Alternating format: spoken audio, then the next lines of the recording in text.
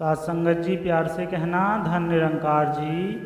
स्वागत है आप सभी का आपके अपने चैनल पर एक बहुत ही सुंदर विचार के साथ। चलिए शुरू करते हैं आज के विचार। ध्यान से सुने साथ संगत जी। रोम रोम में राम बसेगा, राम राज्य आ जाएगा, कहे हरदेव ब्रह्म ज्ञान से जग सारा यश गाएगा। साथ संगत जी, जितने भी भक्त महापुरुष संत जन आए उन्होंने इसी प्रेम को महत्व दिया है।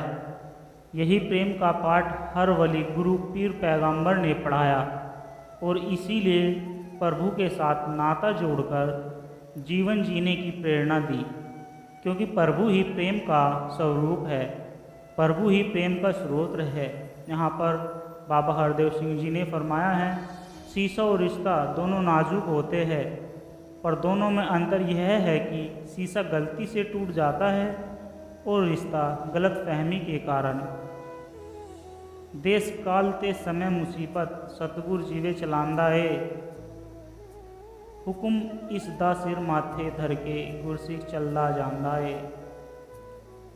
साथ संगत जी, परमात्मा के रचे हुए नाटक में हमें जो भी रोल दिया गया है उसे बड़ी खुशी से निभाओ। संसार की किसी भी चीज़ पर या किसी रिश्ते नाते पर अपना हक न जताओ। सब कुछ परमात्मा का है।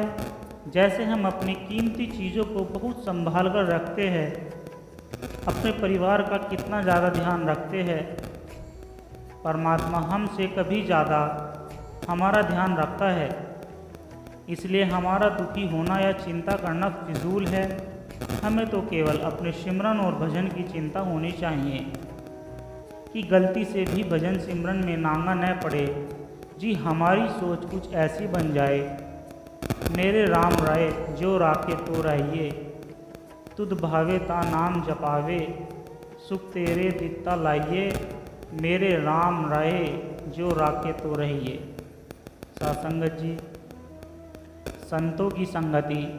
अगर कोई इंसान अच्छा है या बुरा है, इसकी पहचान उसकी संगति से होती है।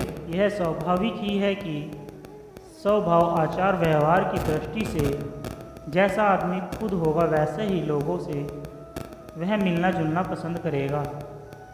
अगर कोई शराबियों के साथ उठता बैठता है तो उसे भी शराब पीने की आदत लग जाती है और जुआरियों के साथ जुआ खेलने की आदत लग जाती है। किसी का चरित्र बनाने या बिगाड़ने में संगति का बहुत बड़ा हाथ होता है। जब सतगुरु किसी जीव का उद्धार चाहता है तो वह उसे अपनी संगति बख्शता है। सत्संग का मिलना यूँ ही नहीं हो जाता। जब किसी का भाग्य जागता है तभी उसके अंदर सत्संग में आने की भावना पैदा होती है। संतों के सत्संग की यह पहचान है कि उसमें केवल एक मालिक का जिक्र होता है। सांसारिक समस्याएं विचार या चर्चा का विषय नहीं बनती। संतों की संगति में मन की मेल दूर होती है। संतों के सत्संग में आकर जीव अपने बड़े से बड़े कर्मों पर लकीर फेर देते हैं और अपने मन को निर्मल और पवित्र करके सदा के लिए आवागमन के बंधनों से मुक्त हो जाता है। सात्संगत जी, शब्दों का वजन तो बोलने वाले के भाव पर आधारित है। एक शब्द मंत्र हो जाता है, एक शब्द गाली कहलाता है। एक शब्द मन को खुश कर देता है, वहीं दूसरा मन को दुखी कर देता है। शब्द महंगे तो लगाव करते हैं, शब्द बहके तो घाव करते हैं।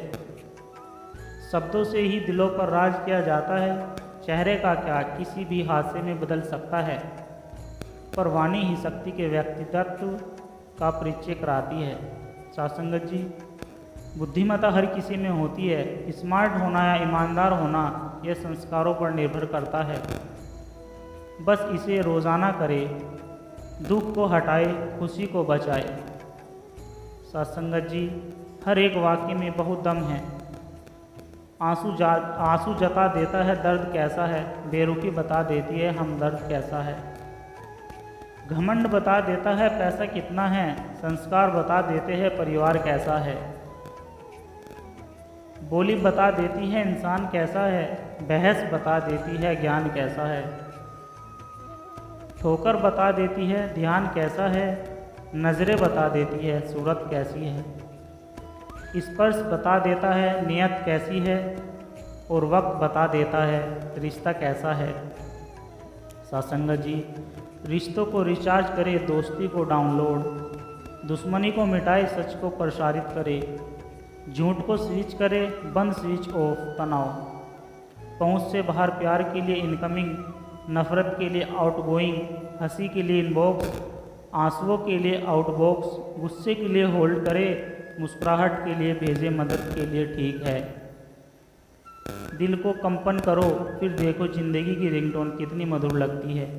दिल से जियो। सासंगत जी, समाज में बदलाव क्यों नहीं आता? क्योंकि गरीब में हिम्मत नहीं, मध्यम को फुर्सत नहीं और अमीर को ज़रूरत नहीं। सत्संग जी, पानी के बिना नदी बेकार है, अतिथि के बिना आंगन बेकार है, प्रेम न हो तो सगे संबंधी बेकार है, पैसा न हो तो पॉकेट बेकार है, और जीवन में गुरु न हो तो जीवन ही बेकार है। इसलिए जीवन में गुरु जरूरी है, गुरु नहीं।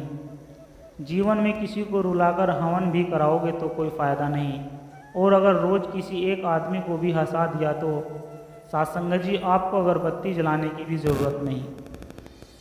कर्म ही असली भाग्य है। धीरे धीरे मुसीबत में अगर मदद मांगो तो सोचकर मांगना, क्योंकि मुसीबत थोड़ी देर की होती है और एहसान ज़िंदगी भर का।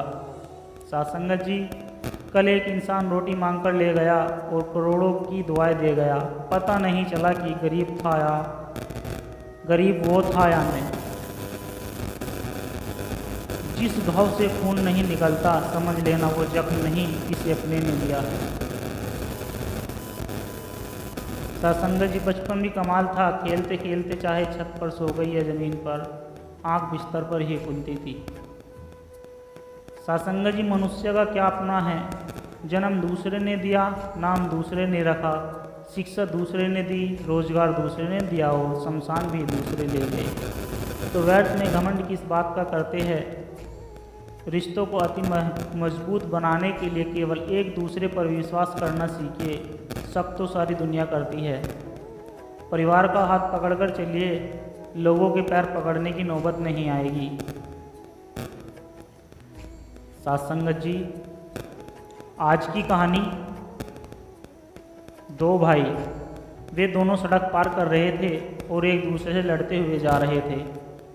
बड़ा भाई होने के गुरूर के कारण तना तना आगे बिना परवाह किए तेजी से चलने लगा और खाली हाथ था, जबकि छोटे भाई की कमर पर एक भारी बैग टंगा जिसके लिए वह रोता चिल्लाता रहता। बीच बीच में चिल्लाकर भाई को रोते हुए स्वरों में पुकारता, अरे भाई रुक जाना, मुझे चला नहीं जा रहा है भाई। सत्संग जी, पर बड़ा भाई सब बातों से बेखबर मस्त हाथी की चाल चल रहा था। बड़े भाई की उम्र होगी कोई लगभग 7 से 8 वर्ष और छोटे भाई की 5 वर्ष होगी। बहुत देर तक सड़क पर यही क्रम चलता रहा। तभी वहाँ एक चौराहा आया जहाँ अच्छी खासी भीड़ और ट्रैफिक भी था। आड़ी तिरछी bike, scooter, scooty, car, tempo और पैदल लोगों की आवाजाही और भीड़। तभी बड़ा भाई वहाँ पर रुके छोटे भाई का इंतज़ार करने लगा। छोटा गिरता पड़ता रोता चिल्लाता भाई के पास पहुँचा और ज़ोर से बैग फेंक 2-4 हाथ भाई के ज़ोर ज़ोर से मारने लगा और क्रोध करने लगा। पीड़ा और भाई की अपेक्षा से छटपटा रहा था, लेकिन बड़े भाई ने इस सब के लिए बाद भी कोई खास प्रतिक्रिया नहीं दी।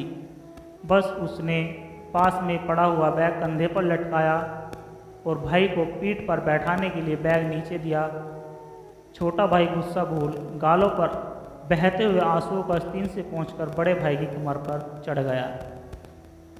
बड़े भाई ने दोनों तरफ सावधानी से ट्रैफिक पार कर सड़क पार की। सड़क पार करने के लिए बड़े भाई ने जितनी जो जिम्मेदारी से छोटे भाई को बैग समेत अपनी कमर पर लादा था, सड़क पार करके बैग से समेत छोटे भाई को उतार दिया और फिर अपनी उसी मस्त अंदाज में चल पड़ा। छोटे भाई ने जैसे तैसे लड़खड़ाते हुए पुनः बैग को उठाया और गिरता पड़ता भाई के पीछे पीछे चल दिया।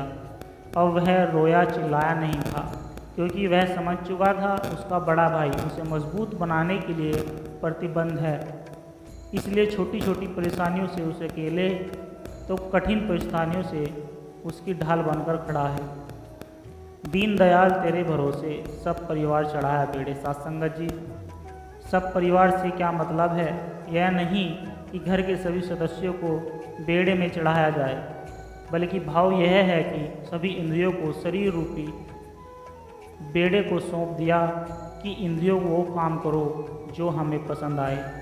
आँखों का काम है अपने सद्गुरु के दर्शन करना और सिर्फ अच्छा ही देखना। ऐसा गुरु नहीं देखना जो बाकी सभी इंद्रियों को गलत कर्मों में लगा दे, क्योंकि 83% कर्म आँखों के गलत देखने से ही होते हैं।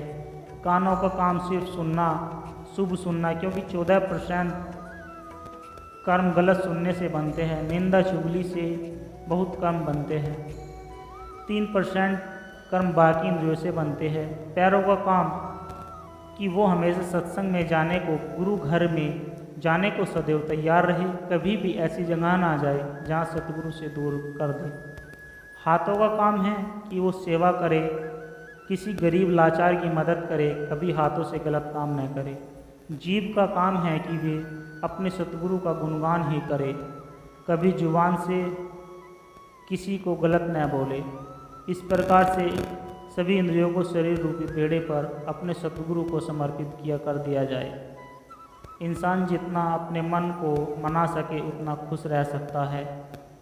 जीवन में कभी भी भावेश में आकर कोई कार्य नहीं करना चाहिए, क्योंकि आवेश में अविवेक उत्पन्न होता है और अविवेक ही विपत्तियों का कारण है।